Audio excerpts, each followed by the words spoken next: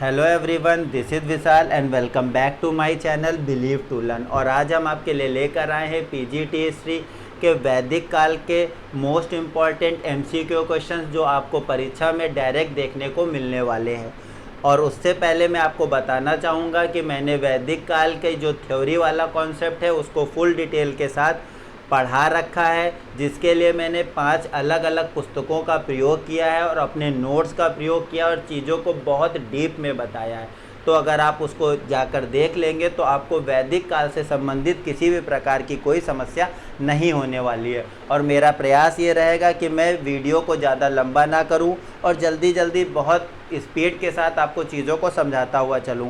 तो अगर सबसे पहले प्रश्न को देखते हैं कि आर्य शब्द का शाब्दिक अर्थ क्या है, तो इसके लिए आपको ऑप्शन देखने की भी ज़रूरत नहीं है। अगर हम बात करें कि आर्य शब्द का जो शाब्दिक अर्थ है या आर्य का क्या मतलब होता है, तो आर्य को कहा गया है श्रेष्ठ वंश या श्रेष्ठ और कुलीन वंश के तौर पर जाना जाता है। वैदिक काल को आर्य सभ्यता के तौर पर और लौहयुगीन सभ्यता के तौर पर भी जाना जाता है। आर्यों से संबंधित कुछ बातें भी आपको पता होनी चाहिए। आर्यों की भाषा कैसी थी, तो आर्यों की भाषा संस्कृत थी। साथ ही साथ आर्यों की जो सभ्यता थी वो ग्रामीण सभ्यता थी। और अगर हम बात करें तो आर्य सर्वप्रथम पंजाब और अफगानिस्तान में आकर बसे, ये भी पता होना चाहिए। अगर हम आर्यों की बात करते हैं कि आर्यों का जो मूल निवास स्थान था तो वो क्या था, तो बहुत सारे बच्चे उसमें कंफ्यूज रहते हैं। अगर हम मैक्स मुलर की माने तो मैक्स मुलर जी का मानना था कि आर्यों का जो मूल स्थान है वो मध्य एशिया था। लेकिन अगर हम और किताबों में देखें और चीज़ों को बेहतर ढंग से समझें तो हम ये देख पाएंगे कि जो आर्य थे उनका मूल निवास जो है वो आल्पस पर्वत के पूर्वी तट माना गया है। क्या माना गया है, तो आर्यों का मूल निवास आल्पस पर्वत के पूर्वी तट पर माना जाता है। साथ ही साथ अगर हम और एक दो मनोवैज्ञानिकों की बात कर लें तो उसमें से अगर हम बात करते हैं सर डब्ल्यू जोन्स की, तो उन्होंने आर्यों को यूरोप का निवासी बताया है। और अगर हम दयानंद सरस्वती की बात करें तो उनका मानना है कि जो आर्य है वो तिब्बत से भारत की तरफ आए हैं। और अगर हम बीजी तिलक की बात करें तो उनका मानना है कि जो आर्य हैं वो उत्तरी ध्रुव या आर्कटिक क्षेत्र से भारत में आकर बसे। तो ये बात भी मैंने यहाँ पे क्लियर कर दी। जबकि मैंने थ्योरी वाली क्लास में आपको सारी की सारी बातें बहुत डिटेल के साथ बताई हैं। ये तक भी बताया है कि आल्पस पर्वत कहाँ पर है, आर्य वहाँ से क्यों आकर बसे, वैदिक काल क्यों दो भागों में बटा, वैदिक काल के एक भाग का ऋग वैदिक काल नाम क्यों पड़ा और दूसरे भाग को उत्तर वैदिक काल क्यों कहा गया। एक बात और आप यहाँ पर क्लियर कर ले कि अगर हम आर्य की बात करें तो आर्यों का मुख्य व्यवसाय पशुपालन था। आपको ये हर जगह देखने को मिलेगा। लेकिन अगर हम बात करें पशुपालन की तो जो ये व्यवसाय है वो आर्यों का ऋग वैदिक काल में था। और उत्तर वैदिक काल की अगर हम बात करें तो आर्यों का व्यवसाय उस समय पशुपालन और कृषि दोनों एक बराबर थे। तो ये बात भी आपको दिमाग में बैठा लेनी है। अब हम आगे बढ़ते हैं और चीज़ों को बेहतर ढंग से समझते हैं। एक पॉइंट और यहाँ पर है कि अगर हम बात करें कि ऋग्वेद में आर्य का उल्लेख कितनी बार है, तो ऋग्वेद में आर्य का उल्लेख आपको 33 टाइम्स देखने को मिलेगा। ये बात आपको बैठा लेनी है। अब हम आगे बढ़ते हैं चीज़ों को। अब हमें लगता है कि आर्य से संबंधित जितनी भी बातें वो आपकी क्लियर हो गई होंगी। अब हम देखते हैं अपना सेकंड प्रश्न। तो सेकंड प्रश्न आपसे पूछा गया है कि निम्नलिखित में से किस फसल का वैदिक काल के लोगों को नहीं पता था या जानकारी नहीं थी। तो वैदिक काल तक आप सबको पता है कि जौ का, चावल का और गेहूँ का सबको जानकारी थी। लेकिन तंबाकू का कहीं पर भी वैदिक काल में, चाहे हम उत्तर वैदिक काल की बात करें फिर ऋग वैदिक काल की बात करें, कहीं पर भी नाम सुनने को नहीं मिलता है। तो आपको ध्यान रखना है कि इसका सही आंसर क्या हो जाएगा, तंबाकू का ज्ञान नहीं था आर्यों को। अब हम और आगे बढ़ते हैं और नेक्स्ट देखते हैं। क्वेश्चन दे रखा है कि प्रथम विधि निर्माता कौन थे। तो इसके ऑप्शन ही देख के आपको हंसी आ रही होगी। अगर हम बात करें तो ना तो चाणक्य आपको कहीं भी वैदिक काल में देखने या सुनने को मिलेंगे, ना चंद्रगुप्त मिलेंगे और ना ही सेल्यूकस मिलेंगे, क्योंकि ये सब जो है वो वैदिक काल से बिलोंग नहीं करते हैं, उनसे नहीं जुड़े हैं। आप सबको पता है चाणक्य के बारे में कि चाणक्य ने अर्थशास्त्र नामक पुस्तक की रचना की।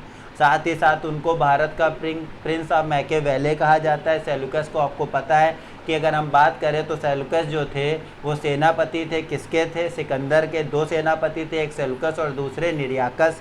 ठीक है, ये आपको पता है, एक जल सेनापति और दूसरे थल सेनापति। सेल्यूकस क्या करते हैं, चंद्रगुप्त मौर्य से युद्ध करते हैं और पराजित हो जाते हैं, अपनी बेटी का विवाह कर देते हैं। इनकी बेटी का नाम हेलेना था। और एक इतिहासकार लेखक को भेजते हैं जिनका नाम मेगास्थनीज होता है, जो राजदूत के तौर पर चंद्रगुप्त मौर्य के दरबार में आते हैं। ये बात आपको दिमाग में बैठा लेनी है। तो अगर हम बात करें तो मेगास्थनीज को क्या है, भारत के इतिहास के पिता के तौर पर या जनक के तौर पर जाना जाता है, और इन्होंने एक पुस्तक की रचना की थी जिसका नाम था इंडिका। तो आपको ये यहाँ पर क्लियर हो गया। अगर हम वैदिक काल की बात करेंगे और प्रथम विधि निर्माता की बात करेंगे तो उसका आंसर हो जाएगा मनु, क्योंकि और कोई भी ऑप्शन वैदिक काल का नहीं है। अब हम और आगे चलते हैं और चीज़ों को समझते हैं, और मैं कोशिश करूँगा कि थोड़ा कम डिटेल में जाऊँ, क्योंकि मैं ज़्यादा डिटेल में चला जाता हूँ तो वीडियो लंबा होने लगता है। तो अब बात हम कर लेते हैं कि ऋग्वेद के किस मंडल में शूद्र शब्द का उल्लेख मिलता है। पहली बात तो हम सबको मैं बताना चाहूँगा कि शूद्र, ब्राह्मण, क्षत्रिय और वैश्य ये सब आदमी अपने कर्मों से होता है। हमें कर्म के अनुसार व्यक्ति को छोटा, बड़ा या महान मानना चाहिए, क्योंकि एक कर्म ही एक व्यक्ति को महान बनाते हैं। इसलिए मैं वर्णों में विश्वास नहीं रखता हूँ। तो अब हम बात कर लेते हैं कि ऋग्वेद में शूद्र शब्द का उल्लेख कहाँ मिला है। तो ऋग्वेद के किस मंडल में मिला, आपके पास 4 ऑप्शन है। 7वें मंडल में, दूसरा ऑप्शन है आपके पास 8वें मंडल में, 9वें मंडल में, 10वें मंडल में। तो इसका सही ऑप्शन हो जाएगा 10वें मंडल में। जिसने 10वें मंडल बताया उनका सही है। आपको यहाँ पर यह भी नोट कर लेना है कि अगर हम शूद्र शब्द की बात करें तो शूद्र शब्द वर्ण के अंतर्गत आता है। शूद्र सबसे पहले 3 वर्ण थे, ब्राह्मण, क्षत्रिय और वैश्य, और फिर जब पुरुष सूक्त आता है 10वां मंडल ऋग्वेद का और उसका पुरुष सूक्त, तो उसमें शूद्र शब्द का सबसे पहले उल्लेख मिलता है। और अगर हम वर्ण की बात करें कि वर्ण शब्द कितनी बार आया है, तो अगर हम वर्ण शब्द की बात करते हैं तो वर्ण शब्द का उल्लेख आपको ऋग्वेद में 23 टाइम्स देखने को मिलेगा। और अगर हम बात करें शूद्र शब्द तो सबसे पहले कहाँ है, 10वें मंडल के पुरुष सूक्त में ऋग्वेद के। तो ये बात भी क्लियर हो गई। अब हम बात कर लेते हैं राजा के भारत के राज चिन्ह में प्रयुक्त होने वाले शब्द सत्यमेव जयते। इसके लिए ऑप्शन की भी ज़रूरत नहीं, सत्यमेव जैसे ही आए तो आप सभी को पता है कि इसका आंसर होगा मंडूक उपनिषद। तो मैं इसके लिए ऑप्शन भी नहीं लूँगा, और ना मैं चाहूँगा कि आप लोगों को इसके लिए ऑप्शन की ज़रूरत हो। तो मैं और आगे बढ़ता हूँ और चीज़ों को आपको बेहतर ढंग से समझाने का प्रयास करता हूँ। जैसा कि मैंने पहले ही बता दिया कि इसका आंसर मंडूक उपनिषद होगा। अब हम नेक्स्ट क्वेश्चन को देखते हैं। अगर हम बात करें कि वैदिक आर्यों का मुख्य व्यवसाय, तो मैंने अभी बताया कि अगर वैदिक आर्यों के मुख्य व्यवसाय की बात करते हैं तो वैदिक काल के अंतर्गत ऋग्वैदिक काल और उत्तर वैदिक दोनों काल आते हैं, और वैदिक काल का प्रारंभ ऋग्वैदिक काल से ही माना जाता है। इसलिए सही शब्दों में अगर कहा जाए तो आर्यों का व्यवसाय क्या माना जाएगा, पशुपालन। जबकि उत्तर वैदिक काल में कृषि और पशुपालन दोनों ही बराबर अवस्था में किए जाते थे। तो इसका अभी सही आंसर क्या हो जाएगा, पशुपालन। अब हम और आगे बढ़ते हैं और चीज़ों को देखते हैं और समझने का प्रयास करते हैं। बहुत ज़बरदस्त क्वेश्चन है। अगर हम बात करें कि भारतीय संगीत का आदि ग्रंथ किसे कहा जाता है, या भारतीय संगीत का जनक किससे हुआ है, तो ये भी बच्चों वाला है। सभी को पता है कि हम सामवेद की बात कर रहे हैं। इसके लिए भी हमें कोई और ऑप्शन लेने की ज़रूरत नहीं। इसका सही आंसर क्या हो जाएगा, सामवेद। सामवेद को भारतीय संगीत का जनक कहा जाता है, और इसके जो पुरोहित है उसे उद्गाता या उद्ग्रत कहा जाता है। और साथ ही साथ अगर हम बात करें कि सामवेद के उपवेद का क्या नाम है, तो गंधर्व वेद है, और इसमें गायन मंत्रों का संकलन है। तो ये बात भी आप दिमाग में बैठा लें। मैं चीज़ें आपको एक्सप्लेन करता हुआ चलूँगा, भले थोड़ा सा वीडियो बड़ा हो जाए। ज़बरदस्त क्वेश्चन है। 100 में से केवल 20 या 25% ही बच्चे इसका सही जवाब दे पाएंगे, जिन्होंने वैदिक काल को बहुत बेहतर ढंग से पढ़ा है। क्योंकि इस तरह के प्रश्न आप जब इधर उधर से कहीं से पढ़ते हैं, या एक आधी पुस्तकों से पढ़ते हैं, या केवल यूट्यूब से देखकर पढ़ते हैं, तो हर हाल में छूट जाते हैं, क्योंकि इतने डीप के क्वेश्चंस आपको देखने को नहीं मिलते हैं। अगर हम वैदिक गणित की बात करें तो वैदिक गणित का महत्वपूर्ण अंक क्या है, शतपथ ब्राह्मण, अथर्ववेद, छंदोक उपनिषद या शुल्ब सूत्र। ये कई बार पूछा गया है। बच्चे बहुत अधिक कंफ्यूज होते हैं और गलत करके आते हैं। तो आपको पता होना चाहिए कि अगर हम वैदिक गणित की बात करेंगे तो उसका महत्वपूर्ण अंग है शुल्ब सूत्र। बहुत इम्पॉर्टेंट है, कई बार पूछा गया है, आपको इसको कहीं पर नोट कर लेना है। अब हम नेक्स्ट देखते हैं कि हमारा नेक्स्ट क्वेश्चन क्या है। किस वेद में प्राचीन वैदिक युग की संस्कृति के बारे में सूचना मिलती है? बच्चों वाला है। सबसे प्राचीन वेद मतलब ऋग्वेद में सबसे पहले वहीं से वैदिक युग की सूचना मिलना प्रारंभ होती है और वो बैकबोन है। ऋग्वेद जो है वो वैदिक काल की क्या माना गया है? रीढ़ की हड्डी माना गया है। तो ये बात आपको दिमाग में बैठा लेनी है। अब हम बात करते हैं कि ऋग्वेद में कौन सा मंडल, ये सभी को पता है, बहुत अच्छा क्वेश्चन है। बच्चा बता लेगा कि कौन से मंडल में पूर्णता सोम को समर्पित है। कई बार पूछा गया है कि ऐसा कौन सा मंडल है जो पूर्णता सोम को समर्पित है, तो ये आपको बताना है। तो अगर हम बात करें कि इसका सही आंसर क्या होगा, तो इसका सही आंसर होगा आपका नवा मंडल जो है वो पूर्णता सोम को समर्पित है। ये बात आपको नोट कर लेनी है। साथ ही साथ मैं आपको बताना चाहूँगा एक बात और बहुत इम्पॉर्टेंट है। अगर हम बात करें ऋग्वैदिक काल के, तो इसमें 33 कोटि मतलब 33 प्रकार के देवताओं की बात होती थी। तो उसमें जो सोम वृक्ष है, जिससे सोम रस की प्राप्ति होती है, उसे भी एक देवता के तौर पर माना जाता था। ये बात आपको दिमाग में बैठा लेनी है। और ऋग्वेद के 10वें मंडल की अगर बात करें तो उसमें 2 से 7 जो मंडल हैं उसमें प्राचीन परिवार और वंश के बारे में बताया गया है। उससे पहले मैंने बताया कि अगर हम 10वें मंडल की बात करें तो उसी में शूद्र शब्द के बारे में बताया गया, वो भी पुरुष सूक्त में। साथ ही साथ 10वें मंडल में एक नदी सूक्त है जिसमें 25 प्रकार की नदियों के बारे में बताया गया, और जो पुरुष सूक्त है उसमें वर्ण व्यवस्था के बारे में बताया गया है। 4 वर्ण बताए गए हैं। अगर हम बात करें तो ब्रह्मा के मुख से ब्राह्मण, भुजाओं से क्षत्रिय, जांघ से वैश्य और पैरों के नाखून से शूद्र की उत्पत्ति के बारे में बात हुई है। तो अब इतना डीप में नहीं जाते हैं क्योंकि वीडियो लंबा हो रहा है। हम और आगे बढ़ते हैं और चीज़ों को देखते हैं, बहुत इम्पॉर्टेंट है।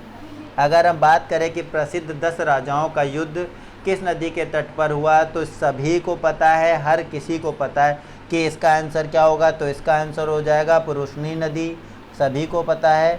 आप इसको नोट कर ले, इसका आंसर क्या हो जाएगा? पुरुषनी। अब आपको बताना है कि वर्तमान में जो पुरुषनी नदी है, पुरुषनी नदी उसका क्या नाम है, कमेंट में जा कर के। अब हम और आगे बढ़ते हैं और देखते हैं कि पुराणों की संख्या कितनी है। तो आपको कमेंट करके बताना है कि अगर हम बात करें कि पुराणों की संख्या कितनी है, तो आप जल्दी से बताएं कि पुराणों की संख्या कितनी है। आपके पास ऑप्शन है 18, 19, 20 और 21। तो आप सभी को पता है कि पुराणों की संख्या 18 है। आपको कहीं पर भी नोट करने की ज़रूरत नहीं है, ये बहुत सरल है, हर एक बच्चा इसको बता सकता है। तो अब हम और आगे बढ़ते हैं और चीज़ों को बेहतर ढंग से समझने का प्रयास करते हैं, क्योंकि चीज़ें जितने बेहतर ढंग से आप समझेंगे आप उतना अच्छा कर पाएंगे। हर एक चीज़ को आपको समझते हुए चलना है। अगर आप कुछ भी छोड़ते हैं तो चीज़ें आपसे गलत हो जाएंगी। ठीक है, तो मैं और आगे आपको बढ़ता हूँ। आपको 2 बातें और यहाँ पर बात क्लियर कर देता हूँ। अगर हम सबसे पुराने पुराण की बात करें तो उसे कहा जाएगा मत्स्य पुराण, और अगर हम पुराणों के उप पुराणों की बात करें तो उप पुराणों की संख्या 29 है। कितनी है? 29 है। तो ये बात भी आपको दिमाग में बैठा लेनी है। अब हम आगे बढ़ेंगे। किस देवता के लिए ऋग्वेद में पुरंदर शब्द की बात जैसे ही हो जाए, पुरंदर मतलब विजेता, मतलब इंद्र की बात हो रही है, इसके लिए ऑप्शन की ज़रूरत नहीं। साथ ही साथ अगर हम इंद्र की बात करें तो ऋग्वेद में 250 टाइम्स इनके बारे में बात की गई है। तो ये बात आपको दिमाग में बैठा लेनी है, कई बार पूछा गया। और इससे पहले जो हमने क्वेश्चन पढ़ा था जहाँ पर हमने सोम के बारे में बात की थी, यहाँ मैं लिख देता हूँ। अगर हम सोम की बात करें तो सोम के बारे में कई बार पूछा जाता है कि कितनी बार ऋग्वेद में उल्लेख मिलता है, तो 114 टाइम्स मिलता है। ये भी आपको नोट कर लेना। अब हम और आगे बढ़ते हैं। अभी देखिए यही क्वेश्चन मैंने पूछा था, अब ये थोड़ा घुमा के पूछा गया। शुल्ब सूत्र की अगर हम बात करें तो इसे क्या किसके तरह जाना जाता है? वैदिक गणित के तौर पर। और वैदिक गणित का कौन सा हिस्सा है? तो ये ज्यामिति वाले हिस्से के अंतर्गत आता है। ये बात भी आपको ध्यान में रखनी है, क्योंकि केवल गणित अगर दिया है तो बच्चे गणित का ऑप्शन लगा कर आएंगे और वो आपका ऑप्शन परीक्षा में गलत हो सकता है। तो ये बात आपको दिमाग में बैठा लेनी है। अब हम और आगे के जो हमारे प्रश्न हैं उनको भी देख लेते हैं, क्योंकि चीज़ें जल्दी जल्दी देखेंगे, क्वेश्चन बहुत सारे हैं और जल्दी जल्दी ख़त्म करते हुए चलेंगे। अब हम बात कर लेते हैं कि आर्य भारत में बाहर से आकर सर्वप्रथम, अभी हमने बताया कहाँ से, तो मैक्स मुलर का मानना है कि मध्य एशिया में, अफ़गानिस्तान से होते हुए भारत के पंजाब में आकर बसे। तो इसके लिए आपको ऑप्शन की भी ज़रूरत नहीं है। अब हम और आगे बढ़ते हैं। अगर हम बात करें कि ऋग्वेद में कुल कितने सूक्त हैं, तो ऋग्वेद की हम पूरी आपको डिटेल ही दे देते हैं। अगर ऋग्वेद की हम बात करते हैं तो इसमें 10 मंडल है, 8 अष्टक हैं, 1028 सूक्त है। तो इसका सही आंसर क्या हो जाएगा, 1028 सूक्त हो गए। और अगर हम बात करें कि कुल मंत्र कितने हैं, तो 10,580 कुल मंत्र हैं, जिसमें से जो मूल मंत्र हैं वो कितने हैं, तो वो 10,462 हैं। अगर हम अध्याय की बात करें ऋग्वेद में तो 64 अध्याय हैं। और अगर हम वर्ग की बात करें तो 2006 वर्ग हैं। अगर हम अक्षरों की बात करें तो भी मैं आपको कमेंट सेक्शन में बताना है कि कितने अक्षर और शब्द हैं, क्योंकि अगर सारी चीज़ें मैं बता दूंगा तो आप वीडियो में कमेंट सेक्शन में जाकर क्या बताएंगे। फिर भी अगर मैं आपको बताऊं तो अक्षर है 4,32,000, लेकिन आपको बताने कि कितने शब्द हैं। तो मैं और आगे बढ़ता हूं और नेक्स्ट क्वेश्चन को देखता हूं। अगर हम बात करें कि पूर्व वैदिक काल का जो धर्म है मुख्यतः किस चीज़ पर आधारित था, ये क्वेश्चन बहुत इम्पॉर्टेंट है, आपको जल्दी से बताना है, क्योंकि बहुत सारे बच्चे इस सवाल को गलत करते हैं। आपके सामने 4 ऑप्शन मौजूद हैं। अगर हम बात करें तो पहला ऑप्शन, जैसा कि आप देख पा रहे हैं आपके सामने दे रखा है, क्या बताया गया है इसमें, पहले में पूछा गया है आपसे कि भक्ति। और अगर हम दूसरे ऑप्शन की बात करें तो इसमें पूछा गया है मूर्ति पूजा और यज्ञ। तीसरे ऑप्शन की बात करें तो प्रकृति पूजा और यज्ञ, और चौथा ऑप्शन है प्रकृति पूजा और भक्ति। तो सरल सी बात है, यज्ञ होते थे, क्योंकि वेदों में जो है वेदों की रचना ही यज्ञों के ऊपर आधारित है। और साथ साथ जो है आर्यों के जो थे वो क्या करते थे, प्रकृति की पूजा करते थे। तो आंसर नंबर सी आपका सही होगा, प्रकृति पूजा और यज्ञ, ये आपको नोट कर लेना है। अब हम और आगे बढ़ते हैं और देखते हैं, बहुत इम्पॉर्टेंट है, 80% स्टूडेंट इसे गलत करते हैं। निम्नलिखित में से किसे भारतीय परमाणुवाद का जनक कहा जाता है। तो अगर हम परमाणुवाद की बात करें तो आप सबको पता होना चाहिए कि किसको कहा जाता है। मैंने सारे वाद जितने भी हैं उनको पढ़ा रखा है, जब वैदिक काल पढ़ाया तो वहाँ पर बताया है। तो अगर हम परमाणुवाद की बात करते हैं तो आप सभी को पता है महर्षि कणाद को परमाणुवाद के जनक के तौर पर जाना जाता है। तो ऑप्शन नंबर सी सही होगा। अब हम और आगे बढ़ते हैं और देखते हैं, ये तो बच्चों वाला है, डायरेक्ट आपको पता होगा। अगन्या का मतलब हो या ऋग वैदिक काल में सबसे बड़ी संपत्ति की बात हो तो किसे कहा जाता है, गाय को कहा जाता है। इसके लिए आपको ऑप्शन की भी ज़रूरत नहीं होनी चाहिए। अब हम बात कर लेते हैं आरंभिक वैदिक साहित्य में सर्वाधिक वर्णित नदी, बहुत इम्पॉर्टेंट है। अगर हम कहें कि सर्वाधिक वर्णित नदी कौन सी है तो इसका ऑप्शन होगा ए सिंधु नदी। और सबसे पवित्र नदी की बात करें तो इसका ऑप्शन होगा सी सरस्वती नदी। अगर सबसे वर्णित नदी की बात करें जो सबसे ज़्यादा बार है तो इसका ऑप्शन तो हो जाएगा सिंधु। लेकिन सबसे पवित्र नदी की अगर बात करेंगे तो सरस्वती हो जाएगी, ये आपको दिमाग में बैठा लेना है। प्रमुख नदी भी सिंधु रहेगी, सबसे ज़्यादा वर्णित नदी भी सिंधु रहेगी, लेकिन सबसे पवित्र नदी सरस्वती होगी। अब हम और आगे बढ़ते हैं और देखते हैं कुंभा काबुल, इसका स्थान कहाँ से निर्धारित किया गया है। तो आप सभी को पता है अफ़गानिस्तान में, साफ साफ है, कई बार आपने वैदिक काल में इसके बारे में पढ़ रखा और सुन रखा है। ना तो ये कश्मीर से संबंधित है, ना चीनी तुर्किस्तान से, और ना ही पंजाब से। तो इसके लिए भी ऑप्शन की ज़रूरत नहीं है।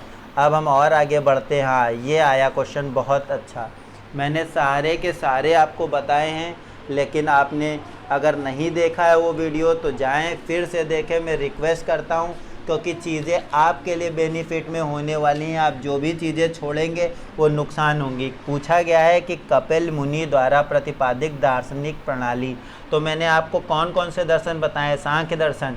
सांख्य दर्शन की अगर हम बात करेंगे तो सीधे सीधे कपिल मुनि आ जाएंगे, ऑप्शन इसका भी करेक्ट हो जाएगा।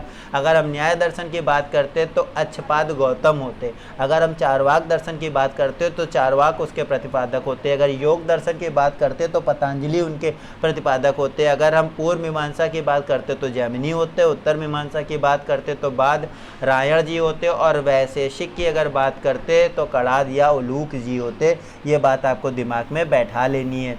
अब हम देखते हैं भारत के किस स्थल की खुदाई से लौह धातु की प्राप्ति हुई है। 4 ऑप्शन हैं, 2 ऑप्शन में से ही आपको बता देने, क्योंकि 2 में से एक ही सही है, 4 ऑप्शन की ज़रूरत भी नहीं होनी चाहिए। लौह धातु की जैसे ही बात होगी तो वैसे ही आपको अंतर्जी खेड़ा के बारे में ध्यान होना चाहिए। ये कई बार पूछा गया है, बच्चे इसको गलत करते हैं, और अगर आप इसको गलत करके आएंगे तो हमें बहुत ज़्यादा बुरा लगेगा। आपको कमेंट सेक्शन में जाकर बताना है कि अंतर्जी खेड़ा जो है वो वर्तमान में कहाँ पर स्थित है। अब हम और आगे बढ़ते हैं और चीज़ों को आपको बेहतर ढंग से समझाने का प्रयास करते हैं। तो जैसा कि आप देख पा रहे हैं कि गायत्री मंत्र देवी सरस्वती को संबोधित किस पुस्तक में मिलता है। गायत्री मंत्र बच्चों को पढ़ा है, ऋग्वेद में मिलता है। जिसने भी ऋग्वैदिक काल के बारे में पढ़ा है उसको पता होगा। अगर हम गायत्री मंत्र की बात करें तो आपको बताना है कि गायत्री मंत्र जो है वो ऋग्वेद के किस मंडल में है, आपको उसको कमेंट सेक्शन में जाकर बताना है। अब हम और आगे बढ़ते हैं और नेक्स्ट देखते हैं। अगर हम बात करें न्याय दर्शन को प्रचारित किया है, तो अभी हमने बताया कि न्याय दर्शन की अगर बात होगी तो किसने किया है, अच्छपाद गौतम जी। हाँ, तो आगे का नाम उनका अच्छपाद नहीं दे रखा, तो आंसर क्या हो जाएगा, गौतम जी ने। ये बात आपको ध्यान में रखनी है। अब हम देखते हैं कि भारत में निष्क बहुत इम्पॉर्टेंट है। अभी जब आप मौर्य उत्तरकाल, गुप्त, इन सब के बारे में पढ़ेंगे तो आपको फिर से निष्क के बारे में सुनने को मिलेगा। लेकिन अगर हम प्राचीन भारत में निष्क की बात करें तो क्या होता था, स्वर्णाभूषण, गाय होती थी, चांदी के सिक्के होते थे या तांबे के सिक्के होते थे, आपको बताना है। तो इसका सही ऑप्शन ए होगा, स्वर्ण आभूषण होते थे जो आगे चल के सिक्के के रूप में परिवर्तित हो जाएंगे। ये आपको ध्यान में रखना है। अब हम और आगे बढ़ते हैं और देखते हैं योग दर्शक के, तो अभी हमने बताया पतंजलि जी हैं अगर योग की बात होगी। अब हम और आगे बढ़ते हैं उपनिषद पुस्तकें, बहुत इम्पॉर्टेंट कॉन्सेप्ट है। उपनिषद प्रायः किस पर आधारित हैं, ये क्वेश्चन पूछा गया है। बच्चे अधिकतर गलत करते हैं। अगर हम उपनिषद की बात करते हैं तो ये किस पर आधारित हैं, आपको बताना है। आपके पास ऑप्शन है धर्म पे, योग पे, दर्शन पे या विधि पे। तो इसका सही आंसर होगा आपका दर्शन पे। जो उपनिषद हैं जिनके बारे में ये कहा जाता है, उपनिषद का अर्थ क्या होता है कि गुरु के समीप बैठकर ज्ञान को सीखना या ज्ञान को प्राप्त करना। ये बात आपको कहीं पर भी नोट कर लेनी है। और ये किस पर आधारित है, तो ये भारतीय दर्शन परंपरा पर आधारित हैं। आपको कमेंट सेक्शन में जाकर बताना है कि उपनिषदों की संख्या कितनी है। अब हम बात कर लेते हैं कि किस वेद में, सभी को पता है कि अगर हम बात करें कि किस वेद में जादुई माया, वशीकरण, साथ ही साथ चिकित्सा और रोग के समाधान की बात की गई है, तो इसका ऑप्शन हो जाएगा आपका डी अथर्ववेद। कौन सा हो जाएगा, डी अथर्ववेद, आपको ध्यान में रखना है। और अगर हम बात करें कि वेदत्रयी क्या है तो आपको कमेंट सेक्शन में जाकर उसके बारे में बताना है। अब हम बात करते हैं आर्य शब्द इंगित करता है, बच्चा को पता है, श्रेष्ठ वंश को, कुलीन वंश को या उच्च वंश को। अब हम देखते हैं प्राचीनतम व्याकरण। अब ये किसको नहीं पता, अगर अष्टाध्यायी की बात होगी तो वहाँ पर पाणिनि जी की बात होगी, ये सभी को पता है। अब हम और आगे बढ़ते हैं और बात करते हैं, बहुत इम्पॉर्टेंट कॉन्सेप्ट आ गया है, इसको मैं एक बार क्लियर भी करूँगा। सांख्य, योग, न्याय, वैशेषिक, मीमांसा एवं वेदांत, इन 6 भिन्न भारतीय दर्शनों की स्पष्ट रूप से अभिव्यक्ति किस समय पर हुई है, कौन कौन से हैं। अगर हम बात कर लेते हैं, यहाँ पर वेदांत दे रखा है, तो वेदांत की संख्या की अगर बात करेंगे तो 18 है। अगर होता वेदांग, क्या होता, वेदांग होता तो इनकी संख्याएं हो जाती 6। वेदांत की संख्या कितनी है, तो 18 है, और वेदांग की संख्या कितनी है, तो 6 है। ये बात भी आपको ध्यान में रखनी। तो ये सारी चीज़ें आपको सिंपल सी बात है किस युग में मिली है, तो वैदिक युग में मिली हैं। इसके लिए इतना सोचने की भी ज़रूरत नहीं है। अब हम बात कर लेते हैं मनु स्मृति के बारे में। तो जैसा कि आप देख पा रहे हैं अभी मनु के बारे में हमने बात भी करी, तो आपको पता होगा। अगर हम बात करें मनु स्मृति के बारे में, सॉरी मैं थोड़ा सा और वो कर देता हूँ। मनु स्मृति मुख्यतः संबंधित है किससे है, तो आप सबको पता है कि अगर हम बात करें क्या समाज व्यवस्था से, कानून व्यवस्था से, राज्य कार्य व्यवस्था से या अर्थशास्त्र व्यवस्था से? तो मनुस्मृति समाज के निर्माण के लिए बनाई गई थी। तो इसका ऑप्शन ए हो जाएगा, समाज व्यवस्था से। अब मैं इसको थोड़ा सा छोटा कर लेता हूँ ताकि आपको दिखाई देता रहे।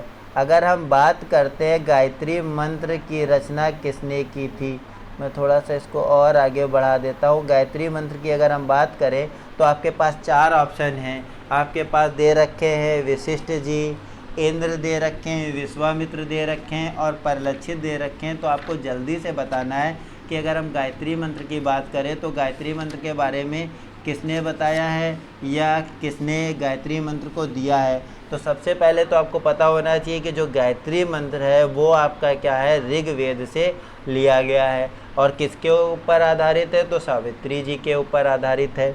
अब हमको ये भी पता होना चाहिए कि अगर हम इनकी रचना की बात करें तो इसकी रचना किसने की, इसकी रचना विश्वामित्र जी ने की है। तो ये भी आपको पता होना चाहिए। अब हम और आगे बढ़ते हैं। अगर हम बात करें कि अवेस्ता और ऋग्वेद में समानता है, तो अवेस्ता किससे है? अवेस्ता सबको पता है कि जिस प्रकार ऋग्वेद वैदिक काल या भारतीय सभ्यता के लिए जितना महत्वपूर्ण है, उतना ही अवेस्ता ईरानी सभ्यता के लिए है। ये बात भी आपको पता होनी चाहिए। अब पूछा गया है कि निम्नलिखित में से किसका संकलन ऋग्वेद पर आधारित है।